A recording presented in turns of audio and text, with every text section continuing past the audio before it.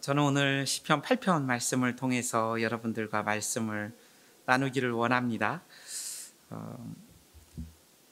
여러분, 제가 선교사님의 이야기를 하나 가져왔습니다. 이 이야기를 시작으로 여러분들과 이 말씀을 함께 듣고 싶은데요. 조선 그 마지막 10년의 기록이라는 제임스 게일이라는 선교사의 글입니다. 제임스 게일은 1888년에 25살 때 조선에 왔습니다. 여러분, 1900년대 초반에 세계에서 한국 인구가 14위였습니다. 한 1700만 명 정도가 됐습니다. 그런데 1888년 이전의 한국 상황을 제가 다른 자료를 통해 찾아보니까 한국 상황은 기근과 부패, 농민 봉기, 박해, 역병이 무섭게 반복되어서 1812년에서 13년 사이에는요, 이 추위와 기근으로 450만 명이 죽었는데요, 인구의 3분의 1이었습니다. 1300만 명 정도 될 때였거든요. 그러니까 한국이 얼마나 어려운 나라였는지를 잘 보여주는 그러한 통계였습니다. 그리고 얼마나 많은 대규모 반란이 있었냐면 1804년, 11년, 13년, 17년, 33년, 62년, 85년, 그러니까 제임스 게일이 오기 3년 전에도 계속적으로 한국에서는 곳곳에서의 밀란, 반란들이 있었습니다. 그러한 상황에 이 제임스 게일이라는 선교사가 한국에 와서 한 일은 최초의 영어 한국어 사전을 만든 일이었습니다. 연세대학의 설립자이고 세문안교회 창립자인 언더우드와 함께 헐버트 선교사와 제임스 게일이 그 사전을 만들었고요. 몇 년이 지난 다음 이 제임스 게일이라는 선교사는 영어 한국어 사전을 또 개인적으로 출간하기도 합니다. 존 버년이라는 철로 역정을 한국에 처음으로 번역한 분도 이분이고요. 우리 문학을 서양에 번역 출간하는 일도 이분이 처음 하셨습니다.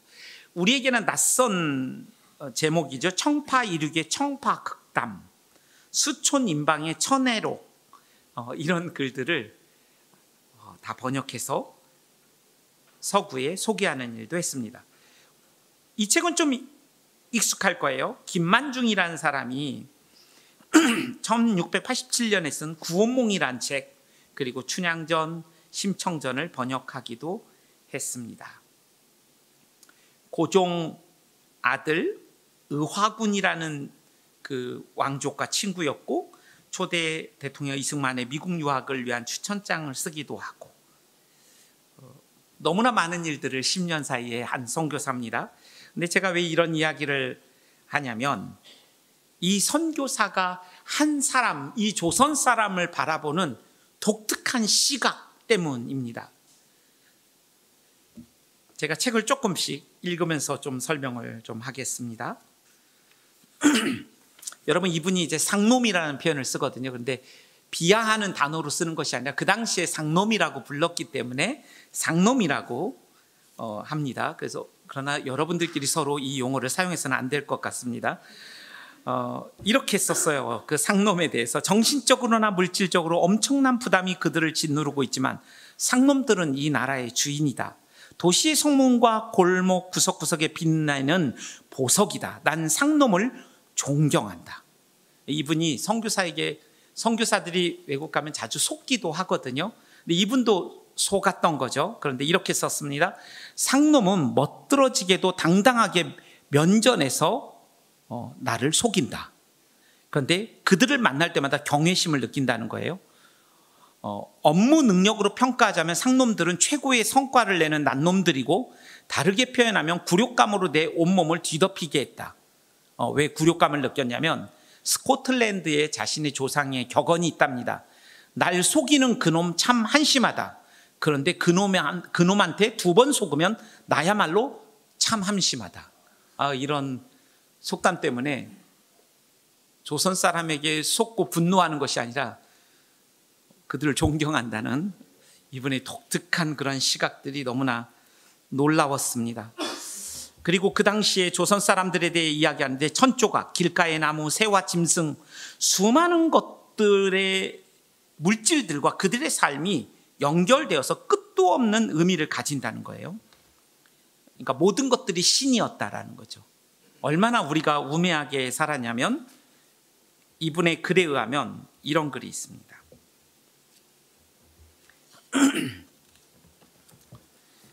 불쌍한 상놈들은 자신의 상투가 없어지지는 않을까 평생의 공포 속에서 보낸다.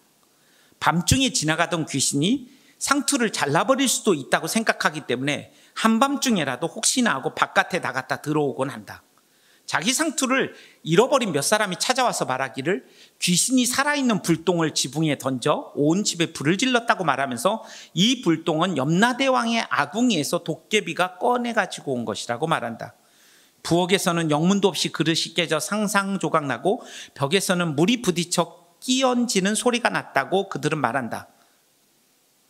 마누라는 대굴대굴 구르면서 이놈의 도깨비가 시어머니보다도 독하다고 외칠 정도다. 그러니까 그 당시에도 시어머니와 며느리의 관계는 어려웠던 것으로 보여집니다.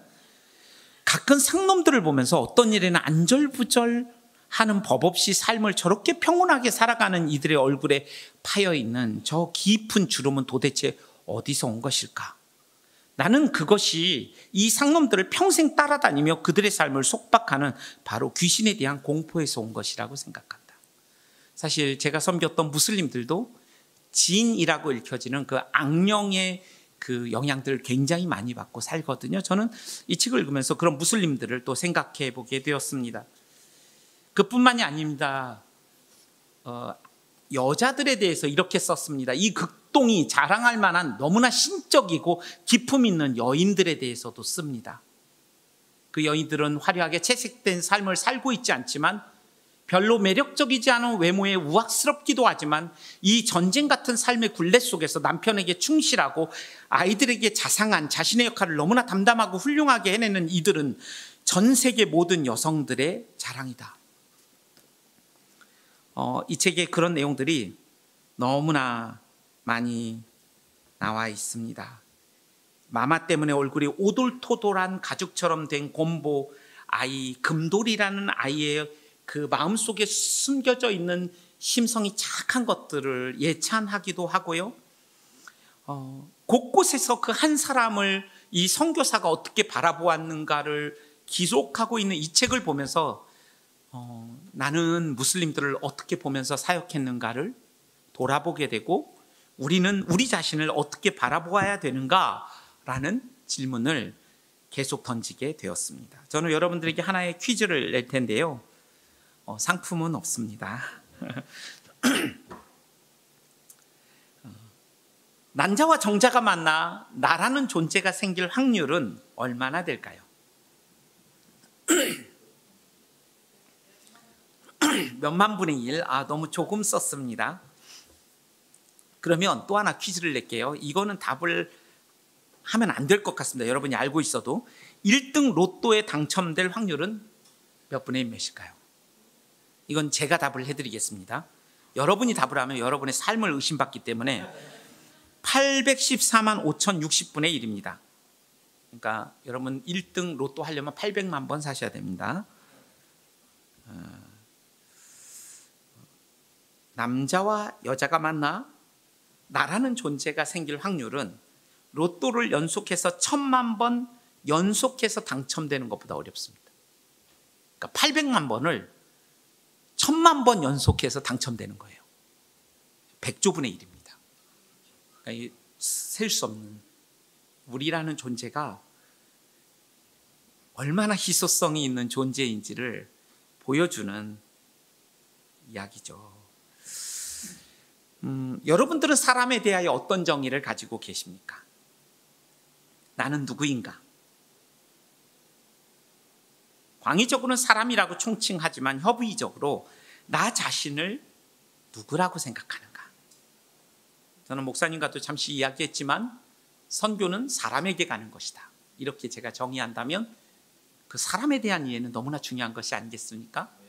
선교가 단지 선교사만의 일이 아니라 이 땅에 교회가 태어날 수 있었던 것은 예수 그리스도가 이 땅에 선교사로 오셨고 그 선교사로 오신 예수 그리스도로 말미암아 보이지 않는 하나님을 사람들이 보고 듣고 주목하여 보고 만진 바 보이지 않는 하나님을 보게 된 그 사람들이 또 이 땅에 옴으로써 이 조선 땅에 교회가 생겨났다면 우리의 출생은 선교적이에요.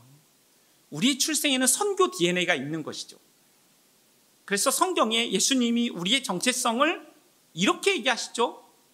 우리의 주된 우리의 삶의 처소가 주일에 모이는 이 교회당이 아니라 세상의 한복판에서 빛과 소금으로 살아야 하는 존재고, 너희는 산 위에 그 있는 집과 같이 숨길 수 없는 존재다, 이렇게 말씀하고 계시죠.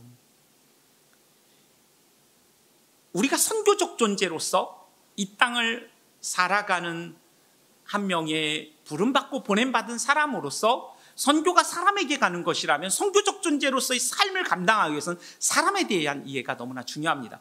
그렇다면 다시 선교를 사람이 사람에게 가는 것이라고 정의한다면, 그 앞에 있는 사람은 그리스도의 제자를 뜻하는 것이고, 뒤에 있는 사람은 힌두교든 불교이든 무슬림이든 그들의 무신론이든 그들 어떤 종교와 그들의 빈부귀천과 남녀노소 상관없이 하나님의 형상을 가진 존재라는 것에 대한 이해가 필요하고, 그 앞에 있는 사람인 그리스도의 제자라면 하나님의 형상이라는 의미가 담겨져 있는 의미를 훨씬 더 풍성하게 이해해야만 그리스도의 제자다운 삶이 가능할 것이고, 그리스도인다운 삶이 가능할 것이기 때문에 저는 이 사람에 대한 이야기를 오늘 여러분들과 시편 8편을 통하여 하고 싶습니다. 이 시대는 인정투쟁 시대라고 사람들이 말합니다. 자신의 존재를 증명하지 않으면 견딜 수 없는, 그리고 평등 시대라고 이야기합니다. 평수와 등수가 모든 것을 결정하는 그런 시대에 살고 있다고 사람들은 말합니다.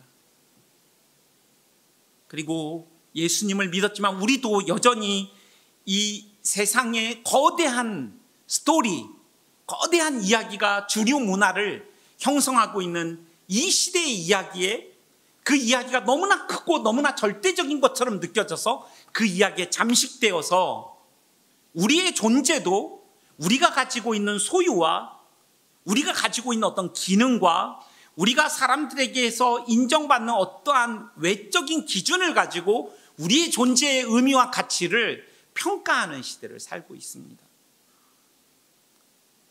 제가 제 딸에게 이야기했습니다. 고2인데요. 수아야, 등급을 너무 신경 쓰지 마. 10등급만 받으면 돼. 이렇게 얘기했습니다. 제가 고등학교 다닐 때 15등급이었거든요. 근데 지금은 9등급까지밖에 없다는 사실을 이 무식한 아빠가 없는 등급을 받으라고 아이에게 이야기했습니다. 근데 저는 이 등급이 정말 마음에 안 듭니다. 아이를 일렬 종대로 세워서 1등급, 2등급, 3등급 상품평도 아니고, 참 이러한 문화 속에서 살아가는 우리 아이들이 겪고 있는 이런 잘못된 저울질 속에서 자신의 존재의 가치와 의미를 잃어버리고 살아가는 이 시대의 아이들, 그리고 어쩌면 그 이 시대의 대세라고 일컬어지는 그런 스토리의 이야기에 잠식되어 버린 우리의 모습은 있지 않은가? 오늘 이 말씀이 우리에게 도전하고 다시 재형성해 줄 수 있는 말씀이라는 확신을 가지면서 이 말씀을 나누고자 합니다. 여러분, 이 말씀은 두 구조로 되어 있습니다. 1절과 9절은 우리가 잘 알고 있는 여호와 우리 주여 주의 이름이 어찌 그리 아름다운지요라는 이 말씀으로 둘러싸여 있습니다. 1절과 9절이 이 말씀을 둘러싸고 있습니다. 수미상관법이라고 하잖아요. 그리고 2절에서 8절은 인간이 누구인가를 설명하는데, 2절은 어린아이로 원수를 이기는 역설적 존재임을 설명하고 있습니다. 어린아이와 젖먹이 같은 이들이지만 우리가 원수와 보복자들의 입을 잠잠케 하는 그러한 존재가 인간이다. 다소 부정적인 모습으로 인간이 누구인가를 설명하고 있고, 두 번째는 3절부터 8절은 하나님의 백성이라 일컫는 이 사람의 위대함과 독특함을 예찬함으로써 인간이 누구인가를 설명해 주고 있습니다. 그래서 저는 이 본문의 설명을 따라 두 가지로 우리가 어떤 존재인가에 대해서 오늘 말씀을 같이 나누고자 합니다. 여러분, 이 2절의 말씀은 좀 뚱딴지 같습니다. 그래서 시편 8편에 찬양이 있잖아요. 여호와 우리 주여. 거기에 2절이 빠져 있습니다. 이 2절이 잘 해석이 안 되거든요. 그러나 이 2절의 말씀은 이 본문에서 3절에서 8절 못지않게 굉장히 중요한 의미를 가지고 있습니다. 인간이 어떤 존재인가? 앞서 말씀드린 것처럼 어린아이와 젖먹이를 통하여 원수를 이기게 하시는 하나님이라는 거죠. 우리의 삶이 비록 젖먹이와 어린아이와 같은 그런 실존적인 모습을 갖고 있다 할지라도 하나님이 우리를 통하여 어떠한 일들을 행하시는지를 보여주고 있는 말씀입니다. 이 시편을 쓴 다윗은 이 시편을 쓰면서 어떤 사건을 회상했을까요? 아마도 어쩌면 자신이 골리앗을 무찔렀던 사건을 기억했을 수도 있고, 말씀하신 것처럼 연약한 어린아이 목동으로서 맹수로부터 양들을 보호할 수 있었던 자신의 과거를 되돌아 보았는지도 모르겠습니다. 저는 이 말씀을 보면서 예수님께서 자신의 제자들을 세상으로 보내시면서 양들을 이리때에 보내는 것과 같다고 말씀하시죠. 그러나 여러분, 그 부분들을 잘 살펴보면 누가 보냈는가가 계속적으로 강조되어 있습니다. 양들을 이리때 가운데 보내지만 그 보내신 분이 하나님이시라는 사실을 계속적으로 강조함으로써 우리가 비록 양과 같고 이리때와 맞붙어 세상적인 방법으로 싸울 수 없어서 때로는 참으로 너무나도 무기력하게 느껴지는 존재이지만, 그들을 파송한 하나님께서 그 이리때 가운데 양으로서 하나님의 사역을 감당하게 하시겠다는 하나님의 결연한 의지가 생각나는 말씀이기도 했습니다. 여러분, 우리의 모습이 어떻습니까? 이 세상에서 살아가는 우리의 모습이, 저는 어린아이와 젖먹이 같이 연약한 존재같이 느껴질 때가 너무나 많습니다. 바울 역시 이렇게 말합니다. 육체를 따라 지혜 있는 자가 많지 아니하며 능한 자가 많지 아니하며 문벌 좋은 자가 많지 않도다. 하나님께서는 그러나 세상에 미련한 것들을 택하사 지혜 있는 자들을 부끄럽게 하시고 세상에 약한 것들을 택하사 강한 것들을 부끄럽게 하려 하신다고 말씀하고 계십니다. 고린도 교회의 그 시대에 가장 중요한 가치는 지혜와 능력이었습니다. 모든 사람들이 사모하는 것이죠. 그래서 교회 안에 들어있는 사람들도 지혜와 능력을 추구했어요. 그리고 자신을 피할하고 자신을 드러내는 것을 아주 고귀한 가치로 미덕으로 여기는 그 시대에 역설적인 말씀으로 바울을 통하여 우리에게 말씀하시는 거죠. 시대의 대세가 지혜와 능력과 그 시대가 추구하는 어떠한 가치들이 있지만, 너희들이 살아야 하는 삶은 지혜와 능력이 아니라 약함이 강함되는 십자가를 통하여 그 모든 고난들을 넉넉히 이기는 역설적인 삶이라는 것을 보여주시는 것이죠. 진짜 약함이 강함되는 그러한 삶, 하나님이 영광을 받으시는 삶, 우리가 질그릇과 같은 존재이지만 우리가 깨져야만 그 질그릇 안에 담겨있는 그리스도가 드러나는 삶, 정말로 고귀하고 영광스러운 삶, 나를 드러내는 삶, 그것을 추구하는 그 시대에 너희는 그리스도를 드러내는 그리스도의 향기와 편지와 대사로서의 그 고귀한 삶을, 그 문화를 대항하는 대안적 삶을 주님이 말씀하셨던 것처럼, 오늘 이 시편 8편의 2절의 말씀은 우리의 삶이 비록 젖먹이와 어린아이 같을지라도 우리가 주님을 의존하고 사는 그분 안에 깃드는 삶을 통하여 얼마나 하나님의 나라의 놀라운 역사에 동참할 수 있는가를 보여주고 계시는 말씀이지 않은가 생각해 보게 됩니다. 여러분, 예수님도 시편 8편을 읽으셨을 거예요. 회당에서. 예수는 어떤 생각을 하시면서 읽으셨을까요? 그는 정기적으로 회당에 가셨고 회당에서 자주 읽는 이 시편을 들으셨을 거예요. 저는 예수님께서 이 시편 8편을 회당에서 들으시면서 마치 자신의 삶을 생각하셨을 거예요. 전능하신 그 하나님이 하늘과 땅의 경계를 가르고 이 땅에 인간의 몸을 입고 오셔서 그들의 기쁨과 슬픔을 같이 하면서 살아가시던 삶. 그는 목수로 30년간 가장으로서 역할을 감당했죠. 많은 사람들이 이야기하듯이 요셉이 빨리 죽었기 때문에 장남으로서 요셉의 뒤를 이어서 예수님은 목수를 하면서 얼마나 많이 어려웠을까요? 돈을 떼이는 일은 없었을까요? 아마 그가 만든 가구는 명품 중에 명품이었을 거예요. 그러나 모든 물건을 다 만들어 줬는데도 불구하고 업자들이 도망가거나 아니면 극도의 경제적인 어려움들을 그는 몸소 경험하지 않았을까요? 피곤함을 느끼면서 인간으로서 눈물을 흘리시면서 그는 이 시편을 묵상하면서 자신의 십자가를 생각하지 않았을까요?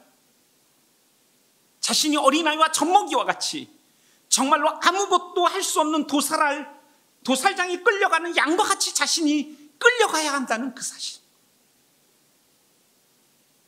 그러나 그것이 패배가 아니라 절망이 아니라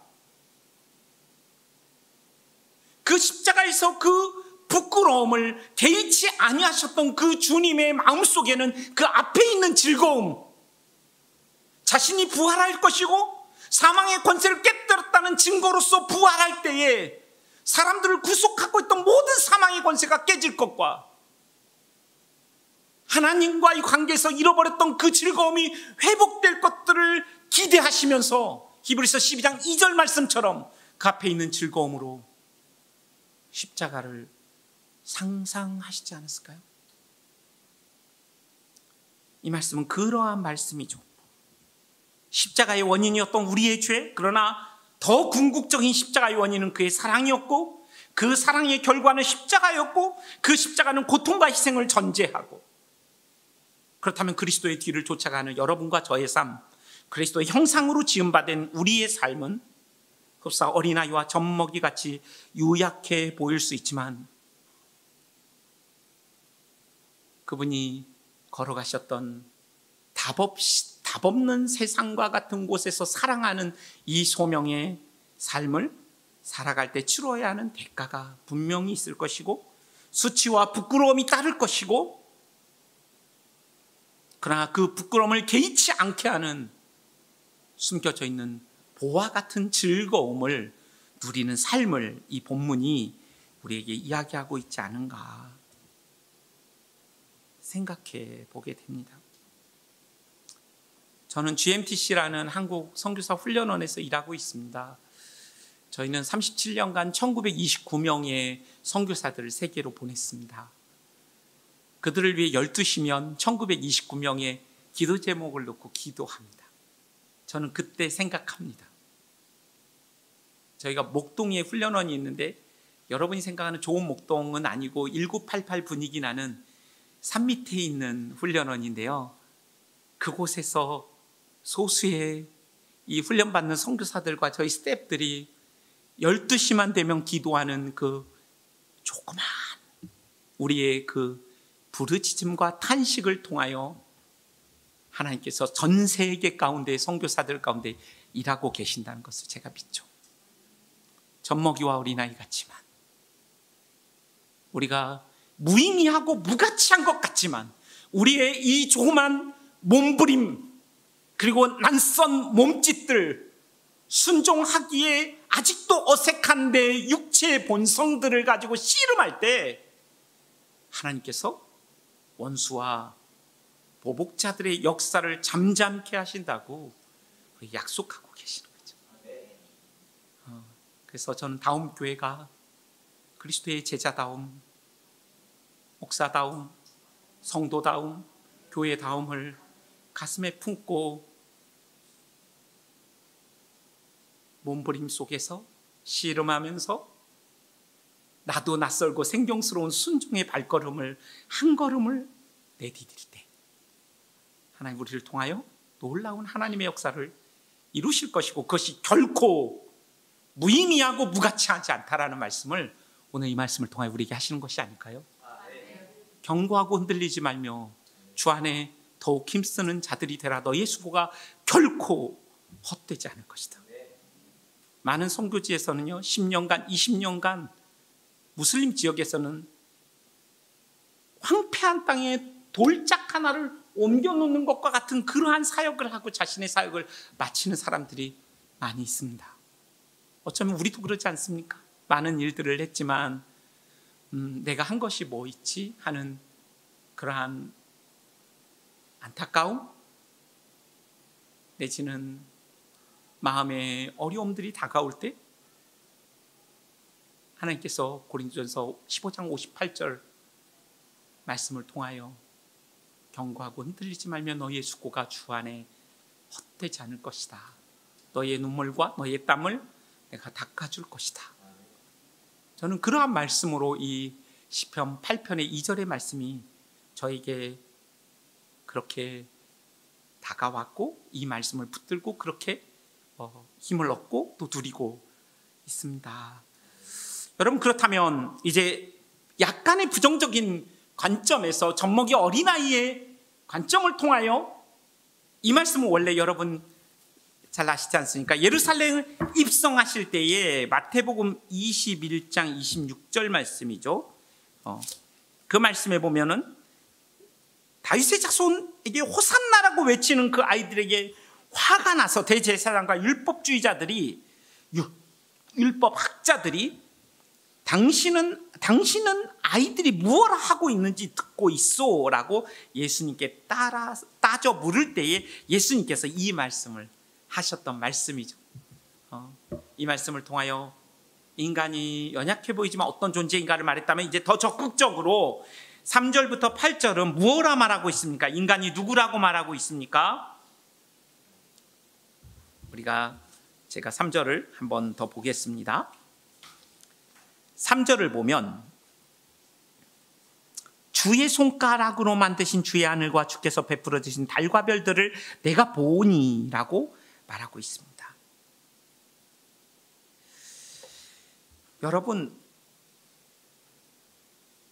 여러분의 삶 가운데 여러분의 정체성을 규정했던 그 어떤 사람의 생각과 말보다 더 중요한 건 뭘까요? 필립 얀 씨는 하나님의 놀라운 은혜라는 책에서 많은 미국 사람들이 부모로부터 너 그것밖에 안 돼? 라는 말을 듣고 자란 아이들이 파괴적인 수치감 가운데 자라가는 것을 이야기한 적이 있습니다. 그래서 우리의 이 세상은 끊임없이 우리의 정체성을 규정합니다. 특별히 우리가 가지고 있는 소유와 우리가 가지고 있는 어떤 기능과 외적인 지위를 가지고 존재의 의미와 가치를 계속 등급을 나누는 거죠. 평등사회니까요. 그런데 그 정체성보다 더 중요한 것은 내가 나를 어떻게 생각하는가입니다. 여러분은 여러분을 누구라고 생각합니까? 그러나 그것보다 더 중요한 것이 있습니다. 하나님이 여러분과 저를 어떻게 생각하시는가요? 여러분, 보통 상식적으로 부모님이 자식을 더 많이 생각합니까? 자식이 부모를 더 많이 생각합니까? 전도사님? 예, 아주 정상적인 가정이십니다. 예, 그렇지 않은 가정도 있다고 들었습니다. 그건 따님에게 한번 물어봐야 정확한. 예, 아까 만났습니다. 예쁜 딸. 예. 제가 아이들을 학교에 데려다 주거든요. 아침에 이제 한 5분 거리 되는 전철역을 데려다 주고 한 15분 되는 학교를 아침마다 6시 50분에 데려다 줍니다. 아이들 기도해 주고 이제 내려주는데 제 딸이 내리면 저는 딸의 뒷모습을 막 지켜봅니다. 사진도 찍습니다. 어떨 때는. 예. 그냥 찍고 싶어가지고 다시 보진 않는데 거의. 그러나 제 딸은 눈길 한 번 안 주고 갑니다. 항상. 하나님이 여러분을 많이 생각하실까요? 여러분이 하나님을 많이 생각하실까요? 하나님은 별의 수요를 세시고 그의 이름을 아신답니다. 먼지보다 많은, 모래보다 많은 그 별의 수요를 세시고 이름을 아신 하나님이 우리를 어떻게 생각하고 계실지 구체적으로 4절에 시인은 이렇게 이야기하고 있습니다. 하나님께서 우리를 생각하시며 우리를 돌보신다고 말씀하고 계십니다. 여러분은 생각하시고 돌보신대요. 여기서 생각하다라는 단어는 기억한다는 의미이고 돌본다는 의미는 찾아온다, 신방한다는 의미를 가지고 있어요. 우리가 하나님을 먼저 찾은 것이 아니고 어느 누구도 하나님을 먼저 찾지 않고 하나님이 우리를 먼저 찾아오셨다는 것. 그분이 우리를 신방하시는 분이시랍니다. 그리고 그분은 우리를 돌보신다고 말씀하고 있습니다. 칼빈이라는 사람은 20가지 이상의 병을 가졌던 종합병원이었죠. 걸어다니는. 그는 과부와 결혼해서 아내가 죽고 또 두 아이가 죽었습니다. 그 가운데 그는 섭리라는 용어를 설명하면서 인생엔 우연이 없다. 그것을 우리는 섭리라고 말한다. 그러면서 섭리라는 정의를 우연이 없다는 것인데 하나님이 우리를 지키시고 보호하고 양육하신다는 것이 섭리이다. 이렇게 말합니다. 시인 다윗은 그것을 기억하고 있는 것이죠. 하나님 우리를 지키시고 보호하고 양육하시며 찾아오시며 신방하시며 우리를 기억하시는 분이시라는 사실을 말하고 있는 것입니다.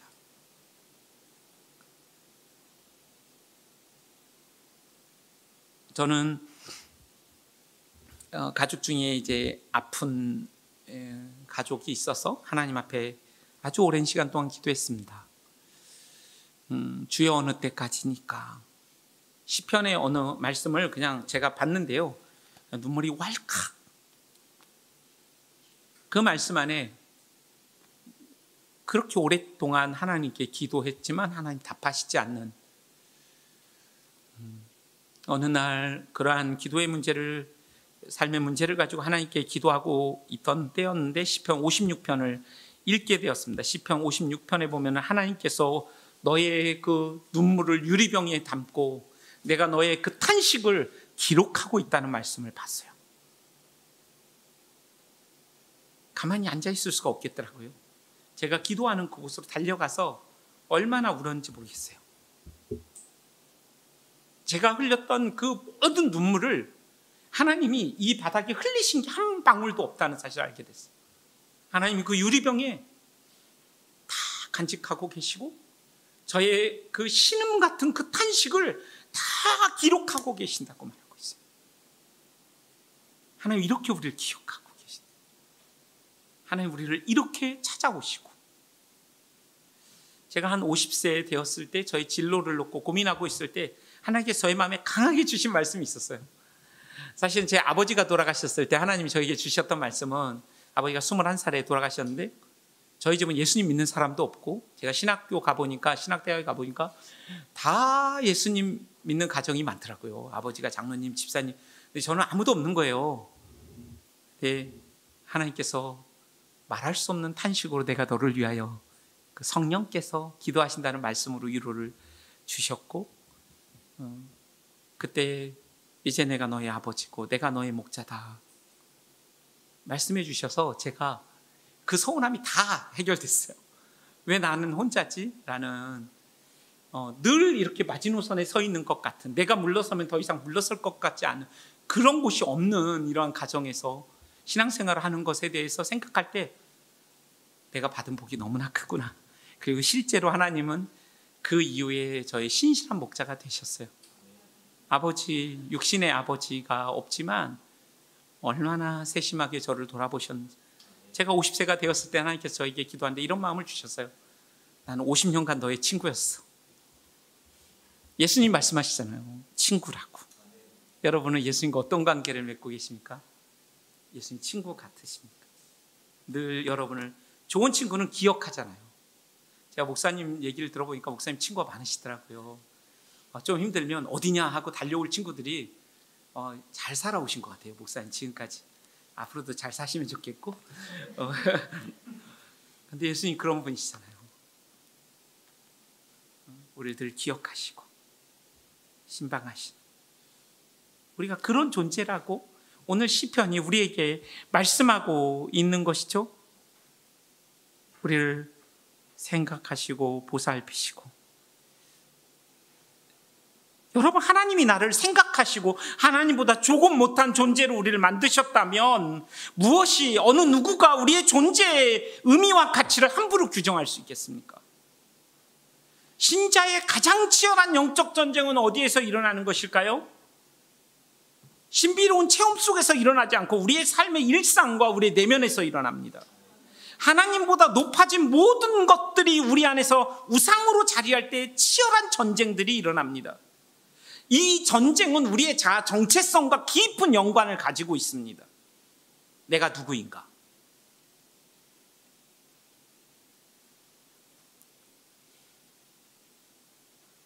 때로는 우리가 복음을 잘못 이해하면 우리가 무엇인가를 함으로써 하나님께 감동을 주려고 할 수도 있습니다.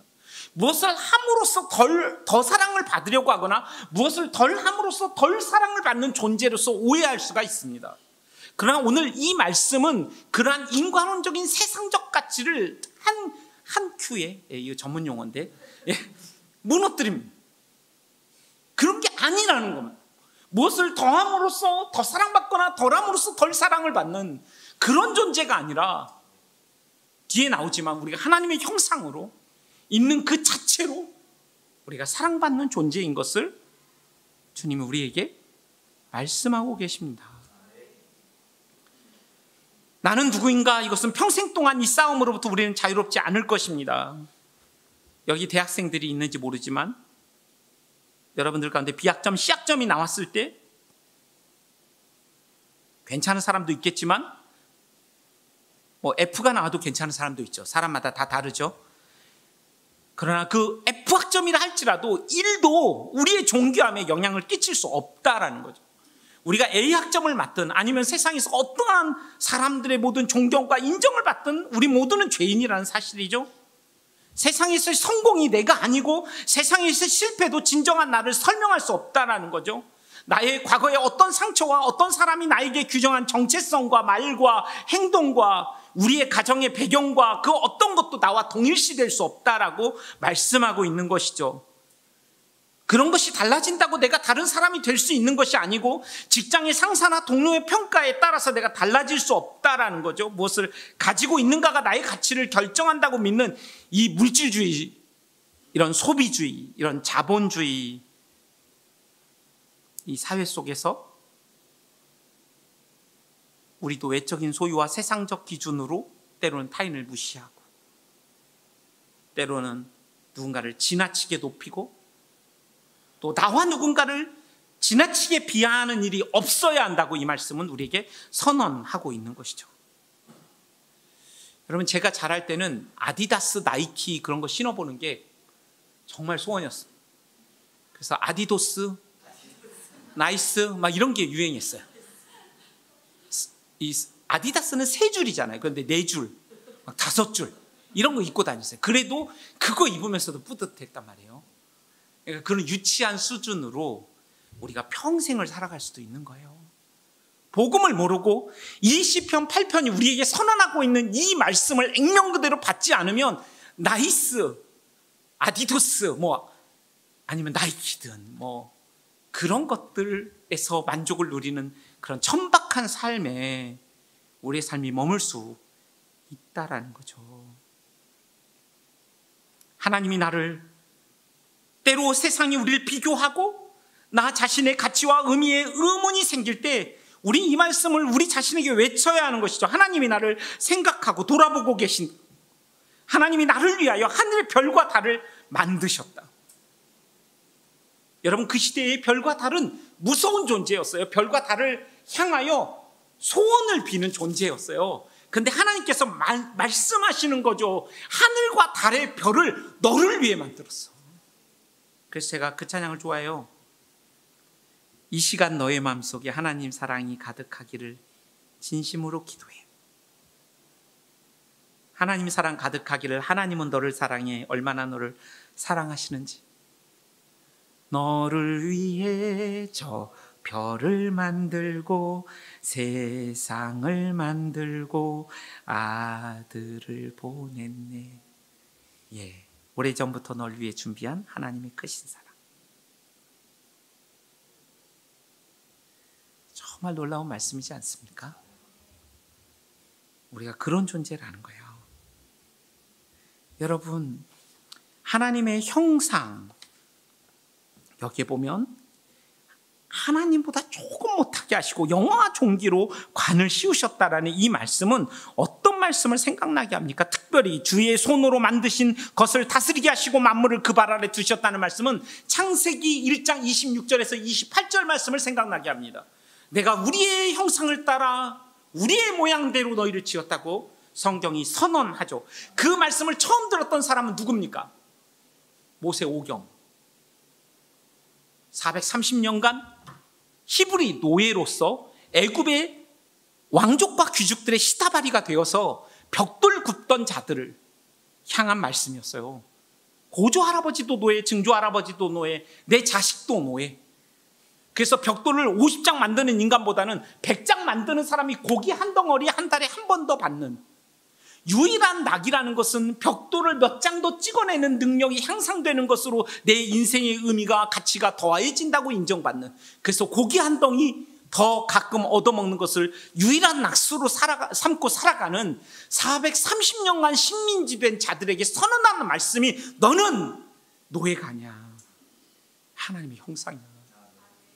너 100장, 200장, 300장 만든다고 해서 너의 존재 가치가 높아지는 그런 존재 아니야. 그냥 하나님의 형상이야. 너는 만물을 다스리는 존재로 살아야 해. 내가 만든 그 선물을 인해서 선물을 주시는 하나님보다 더 사랑하면서 우상 삼고 살아가는 그런 비참한 존재로 살아서는 안 돼. 하나님 우리에게 선언하시는 거예요. 나라가 없고 자유를 상실하고 신의 오랜 침묵 가운데 빈약한 삶의 터전 속에 고된 노동으로 공동체가 붕괴되고 나자빠져 완전히 비천하고 비루함에 빠진 그들에게 하나님이 선언하시는 거예요. 하나님의 형상이다. 너는. 만물을 다스리는 존재로 내가 너를 불렀어. 그러므로 내가 준 그 이때가 없어지는 썩어져 버릴 그 영광을 위하여 썩지 아니할 내 영광과 바꾸면서 살면 안 돼. 절대로. 하나님이 이렇게 우리에게 선언하시는 것이죠.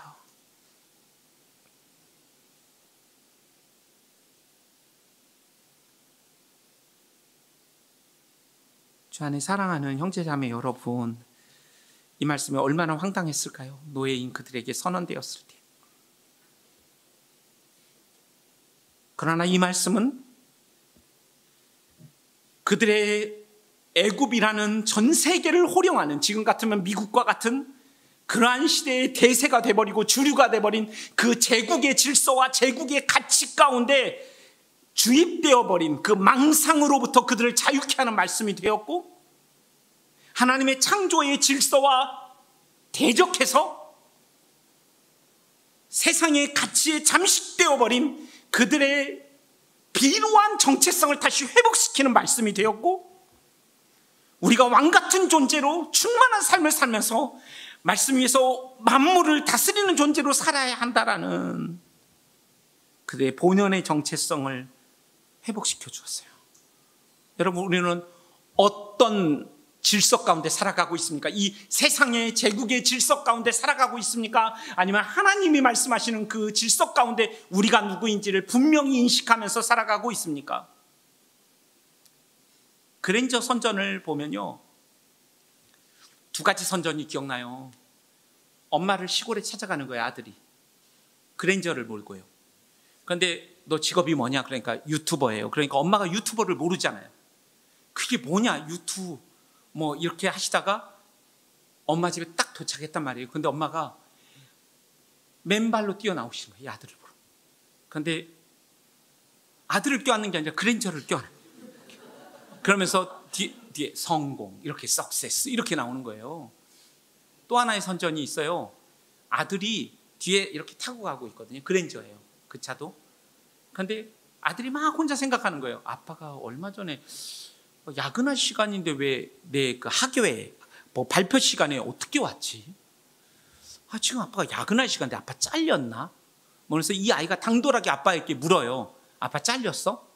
그런데 아빠 진급했는데 이러면서 성공 이렇게 나와요. 이 시대의 가치를 보여주는 거죠. 레미안 아파트 착 나오면서 거기 사니 막 이렇게 존경하고 당신의 능력을 보여주세요. 삼성카드. 이런 제국의 가치, 이 세상의 가치 가운데 우리는 여전히 영향을 받고 살아가고 있거든요. 목사님이 이야기하시는 것처럼 그것 가운데 인식과 씨름이 없다면 우리의 삶의 현실은 보나마나 뻔할 거예요. 어떻게 살고 있는지. 우리의 정체성의 근거는 어디에 있습니까? 이 세상 한복판에서 자기 정체성을 형성해가는 이 치열한 영적 전투의 승패는 우리가 하나님이 주신 만물을 우리의 발 아래 두고 사는지 아니면 우리의 발 위에, 우리의 머리 위에 두고 사는지에 의해 우리의 인생의 성패가 결정될 것이라고 이 말씀은 말하고 있는 거예요. 하나님의 선물을 하나님보다 위에 두고 그것을 섬기고 그것의 다스림을 받으면 실패한 인생이라고 성경이 우리에게 규정하고 있는 것이죠. 경쟁과 비교가 기본인 이 세상에서 경쟁은 우리에게 너무나 자연스럽지만 경쟁은 동물이나 하는 것임을 믿고 하나님의 형상답게 그분의 성품에 부합된 품위와 태도를 가지고 살아가야 하는 것이죠. 이 땅이 전부이지 않은 것을 믿을 뿐이 아니라 이 땅의 모든 것을 가진 사람처럼 살아가려고 애쓰고 힘쓰는 삶이 우리에게 필요한 것이죠.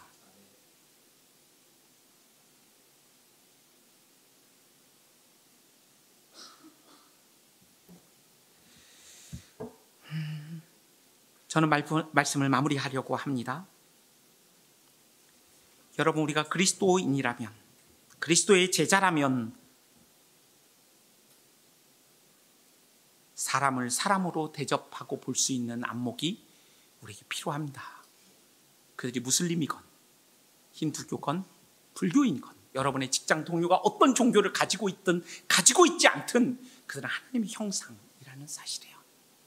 그리고 더 나아가 우리는 더 깊은 의미에서 하나님의 형상으로 지음받았다는 의미는 하나님의 성품을 반영하는 존재로 지음받았다는 것을 의미하고 하나님이 온 땅을 다스리는 것처럼 다스리는 존재로 부름받았다는 것을 의미할 뿐 아니라 그의 모양대로 지음받았다는 것은 그 다스리는 존재로 부름받아 그 만물을 다스릴 때 하나님의 그 능력, 성령의 능력으로 우리가 그것들을 수행할 수 있는 하나님의 은사를 받았다는 의미라고도 해석이 될 수 있어요.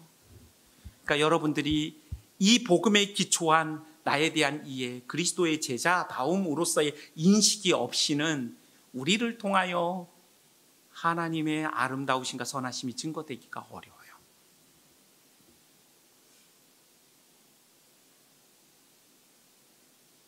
제자를 삼는 과정에서, 사람들을 섬기는 과정에서, 그들과 더불어 살아가는 그 과정에서 하나님의 관점을 가지고 한 사람을 대하는 것, 우리의 존재와 삶으로 이러한 하나님의 형상이라는 그 시각이 우리의 삶을, 인격을 빚어가는 것, 그래서 한 개인의 인격뿐 아니라 이 공동체의 인격이 그렇게 다듬어지는 것,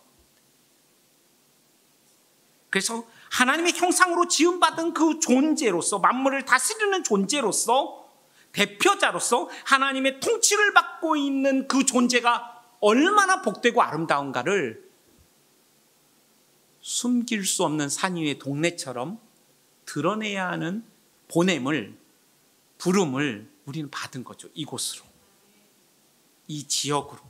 이제 지금은 많은 여기에 거주하는 사람들이 많지 않지만 이곳으로 우리를 부르시고 보내셨다면 하나님께서 우리를 통하여 세상은 해결할래 할 수 없고 그들은 도무지 답이 없는 그러한 것들을 이 교회 안에서 어떻게 우리가 구현하고 이 공동체의 인격으로 담아내고 구별된 삶을 살아가는지에 따라서 우리는 그리스도의 제자다움, 그 하나님의 형상다운 그 삶을 통하여 하나님의 형상을 드러내고 증거하는 삶을 살게 될 것입니다. 주 안에 사랑하는 형제 자매 여러분, 오늘 시편 8편이 우리에게 전하여 준 우리의 정체성은 우리의 인생의 가장 크고 중요한 큰 자양분이 되어야 함이 마땅합니다. 하나님의 눈에 성공한 딸, 좋은 엄마, 좋은 아내, 하나님의 마음에 기쁨 드리는 그러한 딸로서 우리가 살아가기 위해서는 내가 하나님의 이 엄청난 이 은혜와 사랑을 받고 있는 존재라는 인식이 절대적으로 필요합니다. 저는 이 말씀이 우리가 어떤 존재인가를 드러내고 있는데, 우리는 이 구약의 시편 8편을 넘어서 신약을 이해하고 있는 성도로서 하나님이 자신의 아들을 아끼지 아니하시고 그의 사랑을 십자가에서 쏟아 부어 주셨다라는 것을 우리가 이해할 수 있다면, 우리가 어떤 존재인지 너무나 분명하게, 가장 명확하게 우리 가운데 드러나고 있는 것이죠. 비록 우리의 삶은 젖먹이와 어린아이와 같이 그리스도의 뒤를 쫓는 길은 어떠한 대가들을 치루어야만 하고 희생과 헌신을 없이는 사랑하고 그의 뒤를 좇을 수 없는 길이지만, 이미 그리스도가 그 길을 걸어가셨고, 그리고 그러한 삶의 끝이 패배와 절망이 아니라 가장 고귀하고 존귀한 삶이라는 것을 그리스도께서 우리에게 친히 젖먹이와 어린아이와 같은 모습으로 보여주셨고, 십자가에서 이 8편의 3절에서 이 8절에 얼마나 인간이 존귀한가를 십자가에서 가장 명확하게 증거하신 그 그리스도의 그 하신 일들을 우리가 생각한다면, 우리도 이 길을 같이 주님과 함께 걸어갈 수 있지 않을까, 그런 생각을 해보게 됩니다.